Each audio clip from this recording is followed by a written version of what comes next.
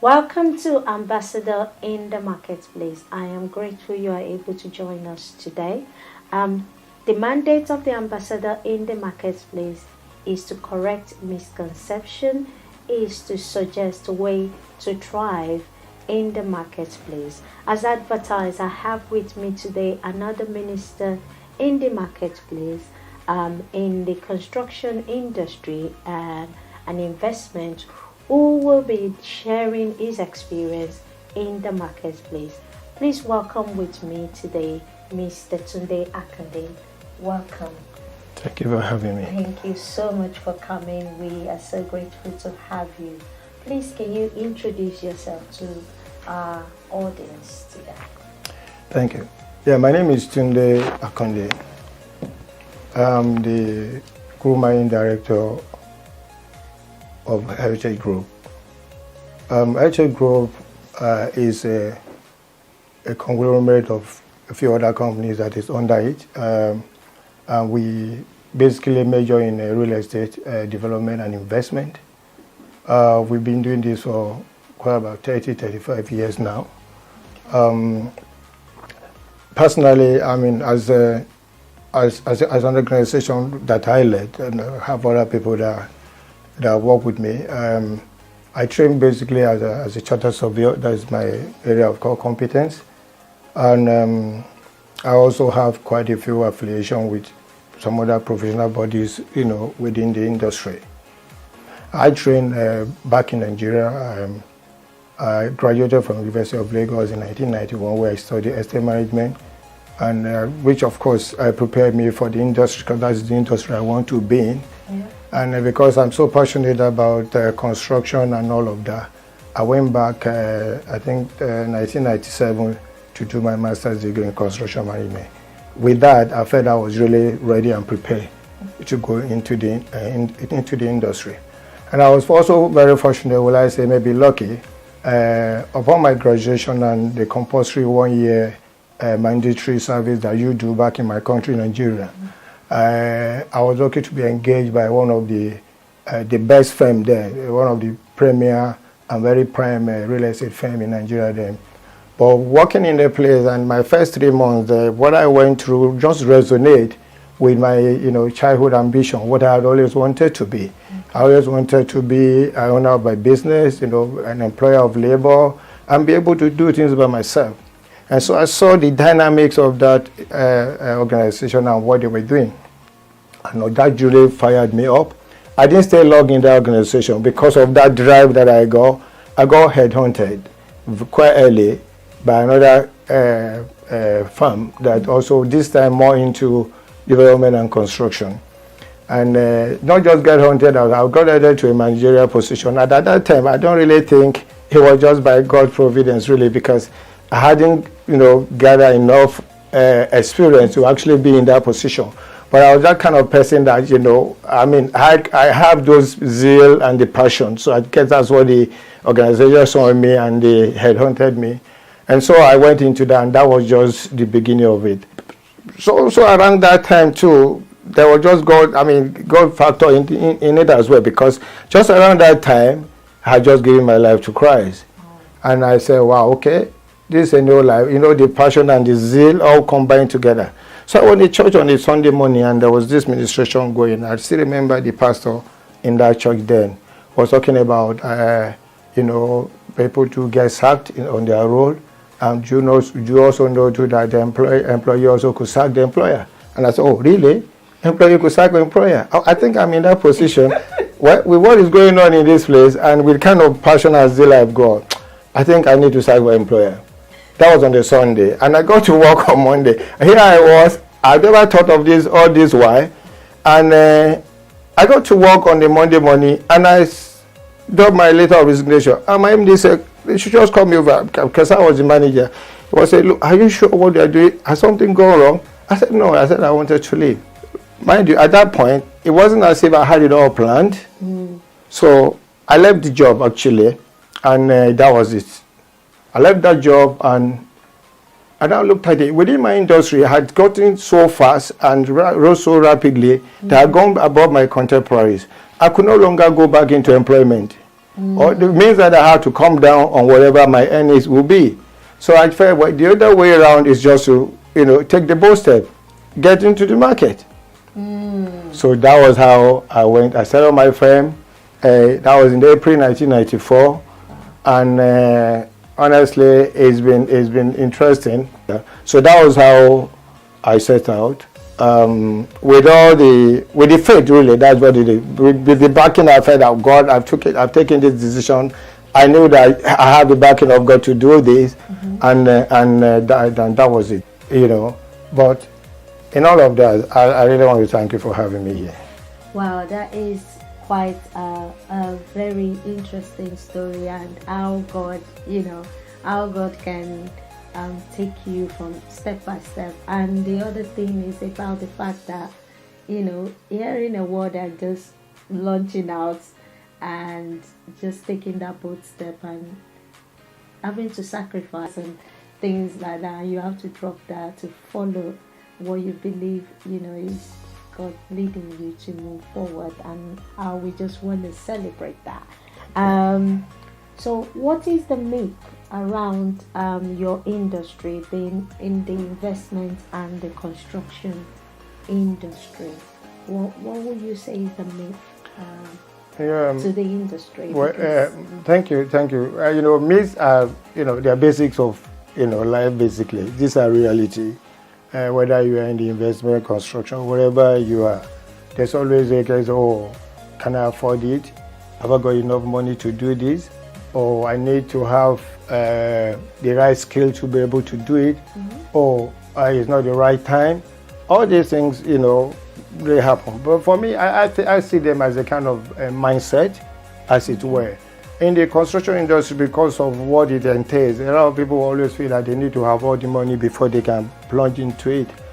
But in all of that, really, I think it's just born out of fear, as it were. But the truth is this: you don't really need most of those things that were myths. That people think they were obstacles and all of that. 95% of them never really happened. So for us, it happens. In my own case, like from my story and what I've said, it's more of, okay, I'm determined to this, I'm passionate to do this. Yes, there may be a lot of unknown things I need to do here and there, but at the same time, connecting with people who are in the industry where you want to go to actually help to be able to mitigate or also bring some clarity that people could do. I remember even recently there was a research that was taken on behalf of HSBC. Brits were asked why is it that they haven't considered doing investment, and you'll be surprised at the kind of responses that came.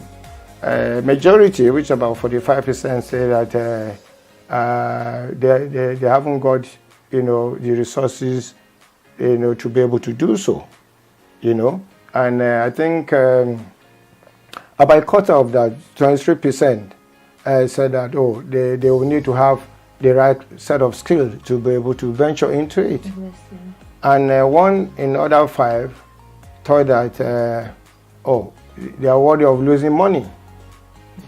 See, so to tell you the reality, whichever environment you find yourself, these things are really real.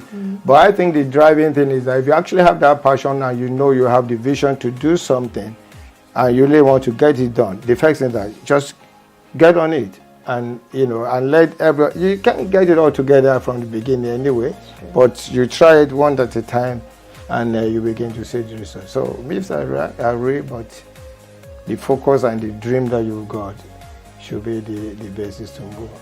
Wow, I like something you said about fear, and I think that's what it is, that I think people fear and they come up with all these excuses that they're not even sure, and like you said, it doesn't exist. It's just in people's mind and it's the mindset. So if you're out there and you're thinking, okay, I'm not sure, I don't know what to do, and that goes like I guess just said, that goes for anything else you're doing.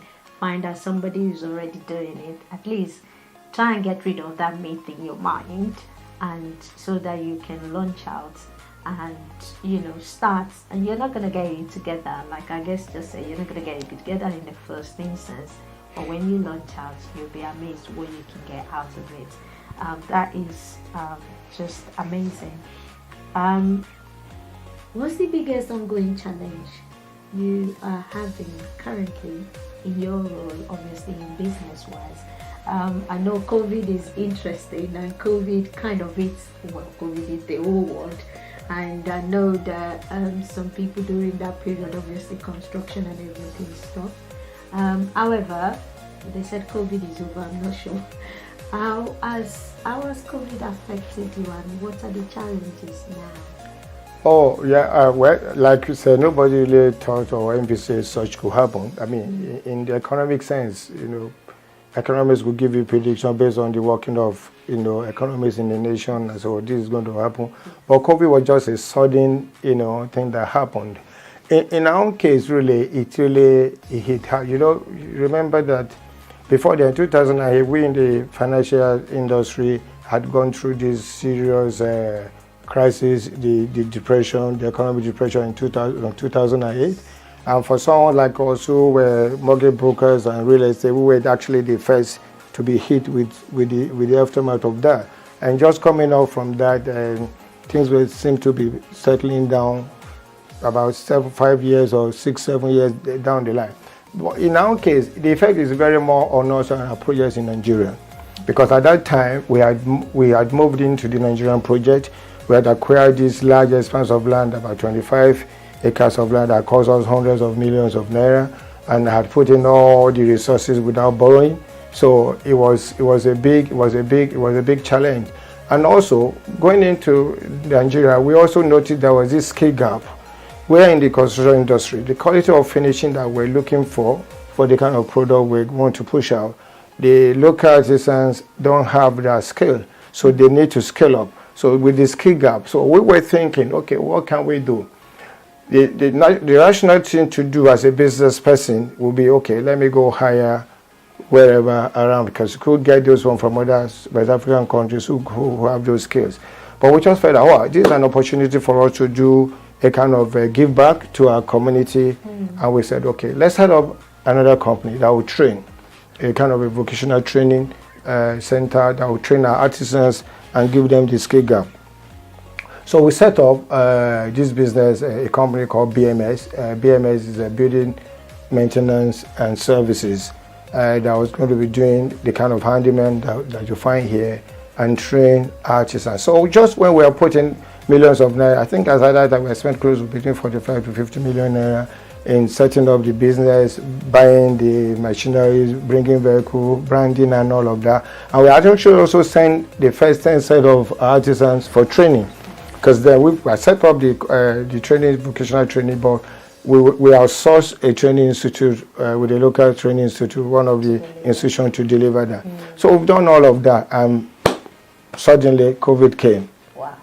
We done all the recruitment, and so these guys, the first set had done, they were done with their training, and work had started, and COVID came, and they were going to shut down the economy, and people cannot move around.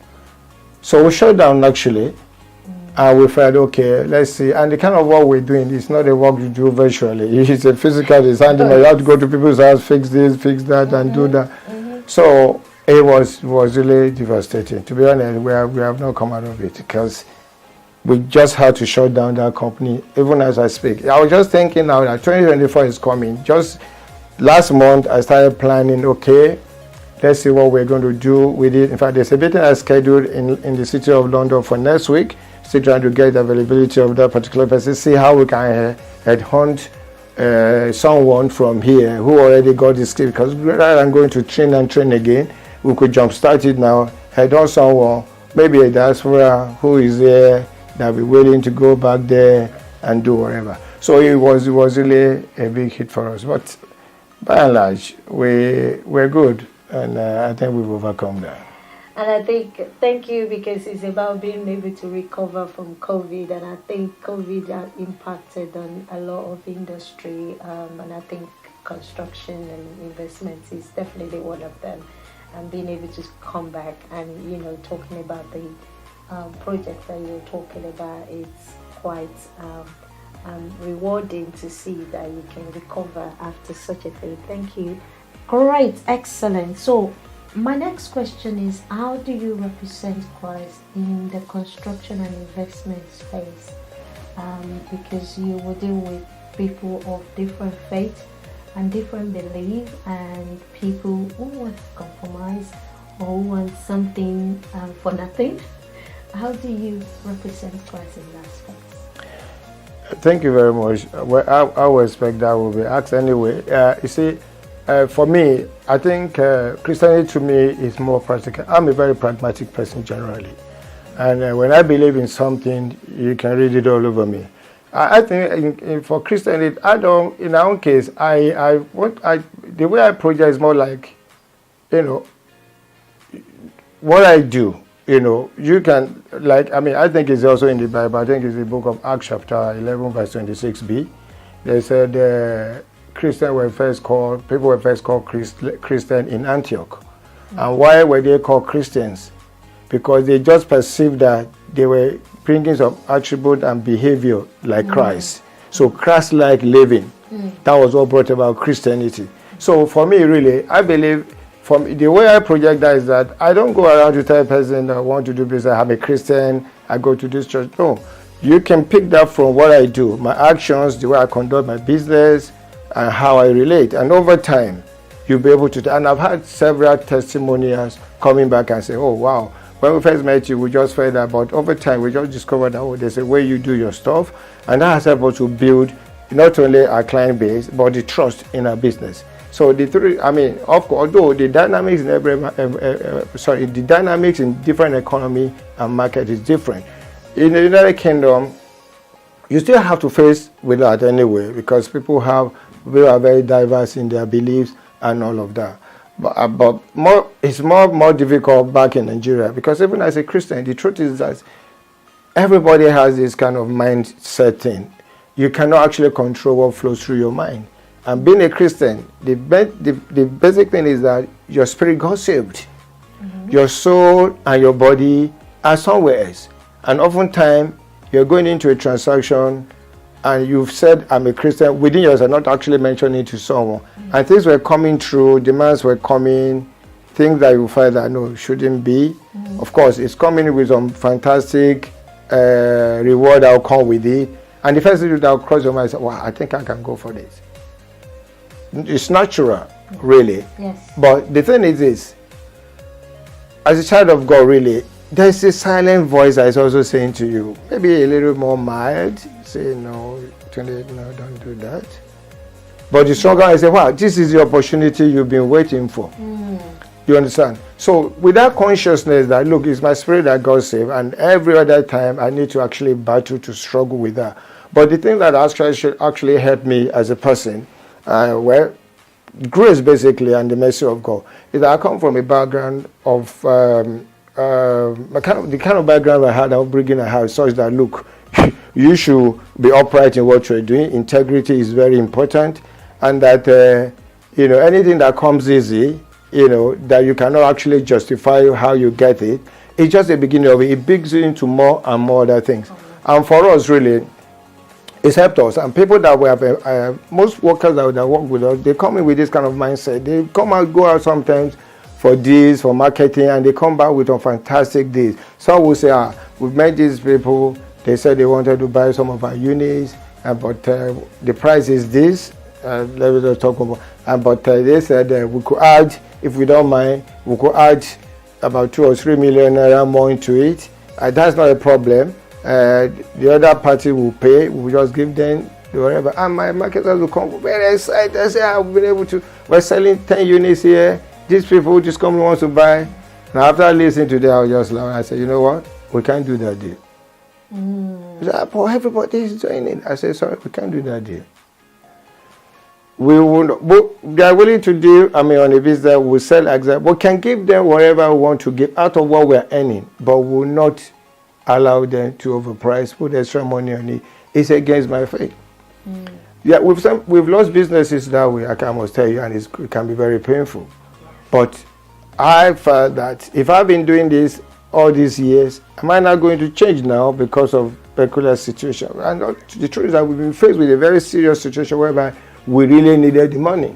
And here is the deal on the table.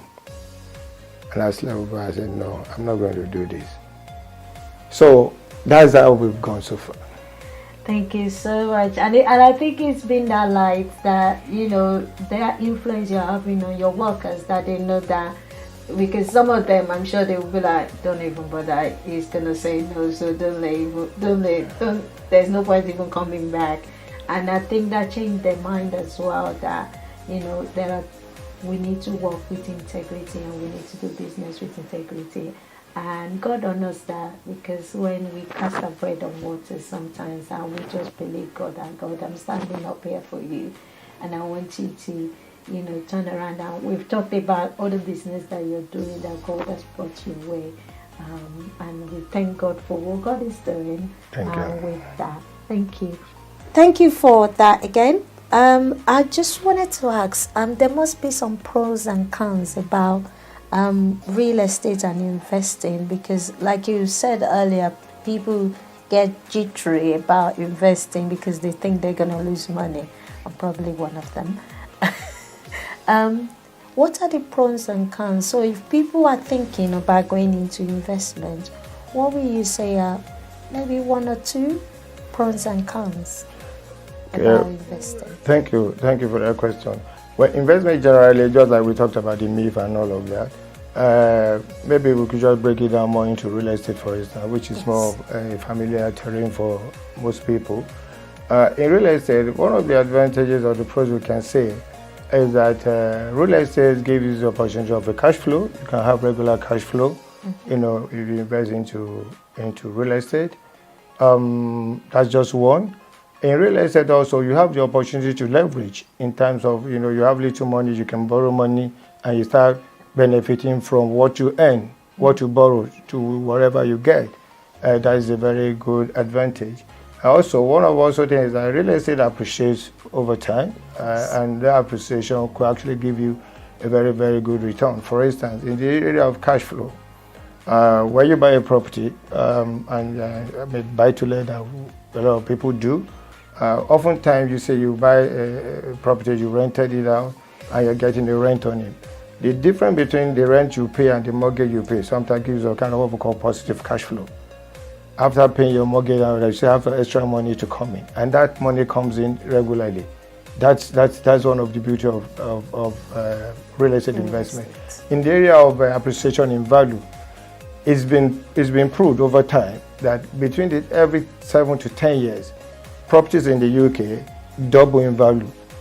And so it means that if you bought a property that was £50,000 7 years ago, 7 or 8 years ago, that property today will be hedging towards the value of £85,000. Remember, this you've been getting rent on it, cash flow is coming in on it every day, you're paying your mortgage and all of that, and this is how much you pay. So that is one of the advantages. Of course, we talked about the pros in terms of the leverage. You are buying a property, of course. A lot of people, very few people will go to buy a property cash down. They will buy borrowing money from the bank, especially when it comes to investment. So you bought the property, maybe you do a 95% loan to value, which means that you borrow 95% of the money and you only just added your 5% on it. But the moment you close the deal and you put a tenant in the place, you start earning income on a £50,000 asset. But remember, you only got £5,000 on it. Very few business can give you that kind of leverage. If you are doing stock, if you are buying stock or shares, it is what you bought that you get money out. So on the flip side, so that I don't bring in several other disadvantages and all of that, just to flip that also. Yeah, you can get a cash flow, but oftentimes you have a situation where government introduced rent control, and so you are limited to how much rent you can get. That could be a minus in a way. Also, aside from that, also acquiring property, it costs a lot of money. So a lot of people going into buying property say, how will I put this money? Even to get the deposit. I mean, like back in the day, We could buy property prices in UK are still very affordable today. An average price of a property is about £250,000. Mm-hmm. So putting the mortgage, what's called the deposit together is a lot of money. And of course, one of the advantages of real estate, if you compare to stock and shares and all that, is a long-term thing. Yes. So it takes a long time to be able to really, get all the things out. But of course, it also have its own flip side of it in terms of that one. Like if you want to do other businesses, you can put in the money today, it comes out, tomorrow. So basically, those are the few things. But I mean, I can go ahead and also talk about more that property, for instance, is illiquidity. Illiquidity in the sense that the ability to be able to convert, like for instance, I have a property. What we say that you are asset rich and cash poor. I have a property that's worth, say, £200,000. My mortgage balance on it is about £50,000. It means I actually have raw £150,000 or just about on that. Yeah. Now I have a need for £5,000 that I need to settle next month or say next week, and I haven't got the cash. It is difficult for you to say, hey, I need to sell this property now, get the £5,000 and do. So that is one of the challenges that we have. But meanwhile, if it is a stock or whatever that business, you could say, okay, sell so unit of my stock, get me the money. In fact, within minutes, you've got the money. So these are the areas that wow. Wow, it's food for thoughts, definitely. The advantage is still good, very attractive. It's just obviously for our audience to also think about, okay, well, if that happened, do you have backup and do you have ways to actually resolve that problem? The other question I want to ask that I come across is there a tax benefit of real estate investing that can save people money? Oh, yes. There are quite a few of that. Maybe I could just talk about one or two. Yeah. In one of the areas, you have tax benefit or tax incentives for like income tax. When you, as a salary earner, for your tax is the first charge. You don't even see it. No. They'll just give you, the HMRC just give you, okay, this is what goes to you. They give you our change. But in real estate, it doesn't happen that way. I keep collecting my rent. I can collect my rent over a long period. Okay, maybe at the point where, okay, I decide to offload that investment, then I have to pay tax. That's one thing. The second area is that when you buy, I also like to use stock or whatever, deferred capital gain tax. For instance, if I buy stock and I sell my stock, the moment I sell, the capital gain tax is automatically taken out before I get my balance. But in the area of property, I can own a property for donkey years and I will not pay capital gain tax on it. I keep deferring it. I will sell and again the whole money, instead of selling and getting, say, okay, I bought this property, say for instance, like we gave an illustration of 50,000, is now worth 200,000, so you sold. There's a kind of £50,000, £150,000 there. Calculating the capital gain tax, a few other calculations will go into to actually get to know what is the appreciation. So the capital gain tax is what appreciation that property has gained over the period of time in above the money you invested. So government will expect you to pay tax on that when you sell. So for real estate investment gives opportunity to defer paying that tax rather than selling and getting the cash out. You can actually replow that property back into it and keep buying more and keep buying more.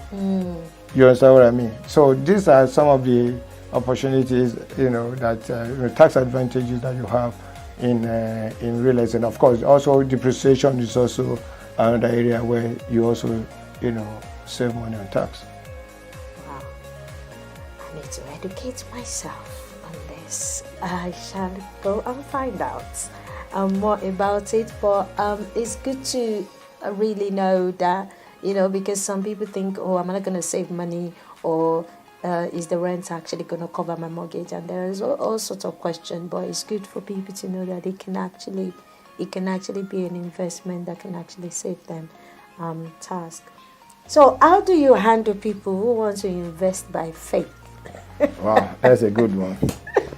How do I answer that question? I think I'll answer that question by one of the books I read many years back. There was this book by Gloria Copeman that's titled God's Will is Prosperity. And that book, Gloria Copeman said there's a caption that faith begins after a decision is taken. Faith begins after a decision is taken. So you see, which one are you putting the horse before the cart? So the idea is that investment is more tangible metaphorically. If you are talking about investment, you are exchanging something for value. Yes. So metaphorically, you must bring something to the table, tangible, that you have to exchange. So if you are saying you want to invest by faith, I'm thinking, okay, as a Christian, I'll be thinking, are you praying amiss, or you understand what I mean? Yes. So for me, maybe there's a kind of understanding. So I really, well, we've had cases like that, but basically there's nothing like investing by faith, actually, as it were, because you must bring something on the table. Now, faith, like Gloria Copeland said, begins. You can now put faith after you have invested, then you believe God now, exercise faith for that investment to grow, to become successful, to give you the returns that you wanted, but to say, okay, I want a car by faith.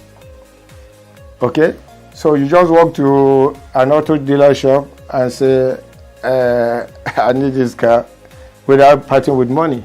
So I think from that perspective, my understanding really is that investment basically has to be thought through by having something in exchange, a tangible affair.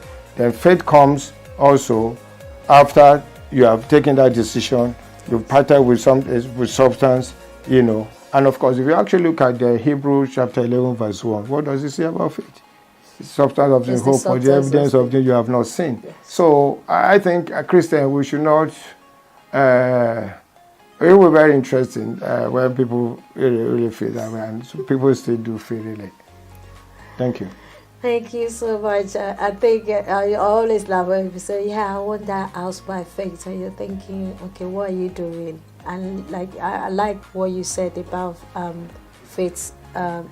When you've made a decision, then you can start applying your faith. But you've not made a decision. You just sit. It's like somebody that didn't apply for work and saying, I want a job. Or you've not stepped out and apply. Are you going to get a job? I was going to ask you, are there any final thoughts you would like to give to new investor out there, or somebody that is looking to step into that space, and there's still, I know we've talked about fear, but in their head they're still thinking, what do I do? This is how much I've got.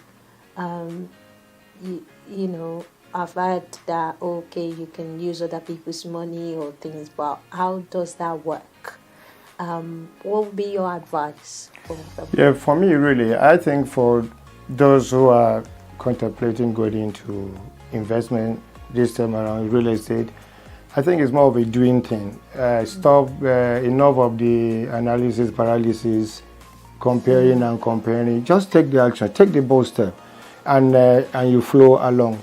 Like we said, fear is basically one of the the major hindrance that hold people down. And if you really look at fear, what is fear? I mean, it's been said that fear means false evidence appearing real. And when you look at it, really, it's a false evidence appearing real because it's not really real. And the fear of unknown. My advice to say is this: opportunities are always there. The opportunities keep coming. Some people do say, once opportunity lost, you can get it again. Several opportunities are there. So if you are there and you have missed opportunity to get involved in the real estate market, either to do a buy-to-let, even on your job to get the cash flow on the side, or you really want to go full-flog into development and all of that, it's a fantastic thing to do. My advice is that just get done with it, get on it, and you grow. All you need to get enough information and education. It's important that you have equip yourself with adequate information and knowledge, because that knowledge will be able to help you. When those fears begin to rear up again, you will be able to fall back on the information that you've gotten in that marketplace, and that will help you to move forward. But it is a great market to come into. Great. So here you have it, our audience. So maybe you've been thinking, should I launch out, should I not launch out, and you're still jittering and still wondering whether to actually launch out into the marketplace. There is a call for you to launch out there. And if you're still worried, speak to somebody and at least hear out your fear, and you might find out that there's nothing there and you just need to take that bold step and just step out.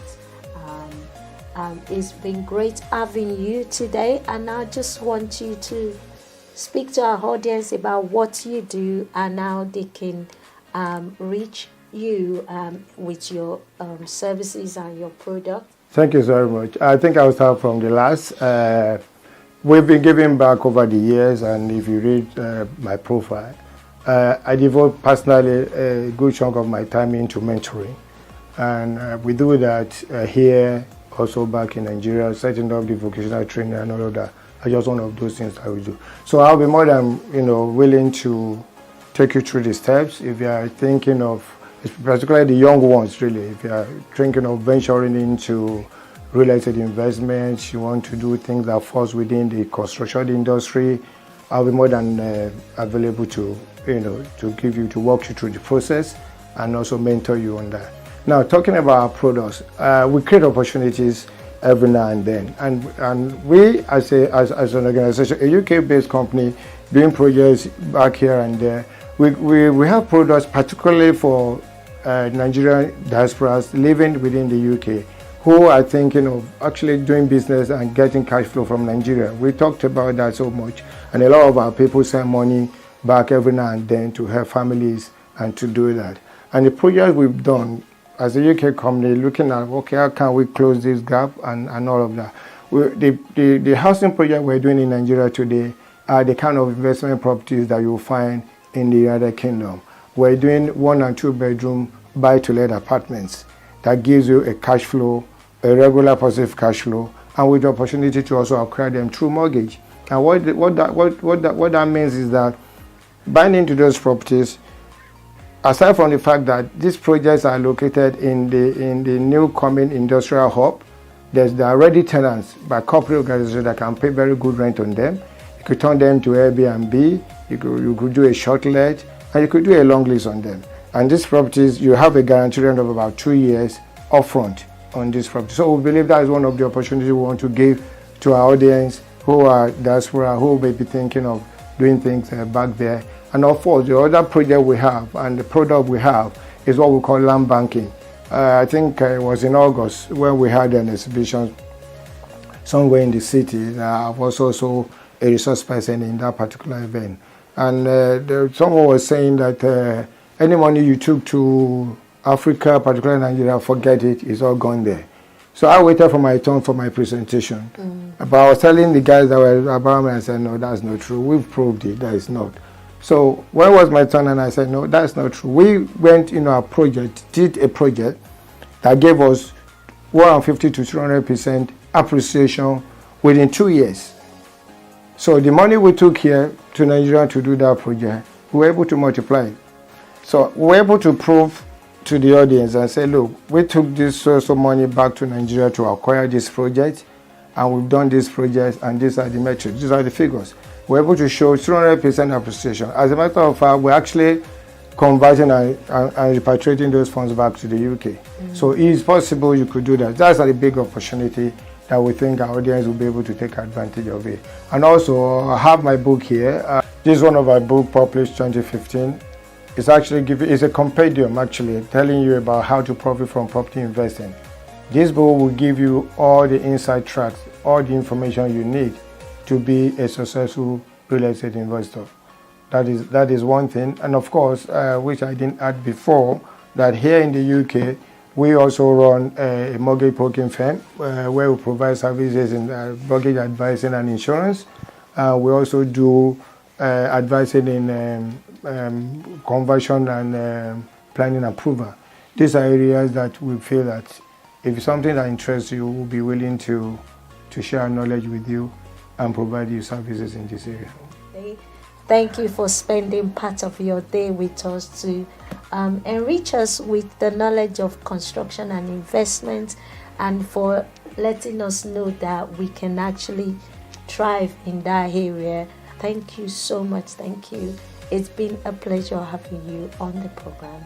And our audience will see you in the next 2 weeks, and when we come back on your screen again for another episode of Ambassador in the Marketplace. Have a good evening.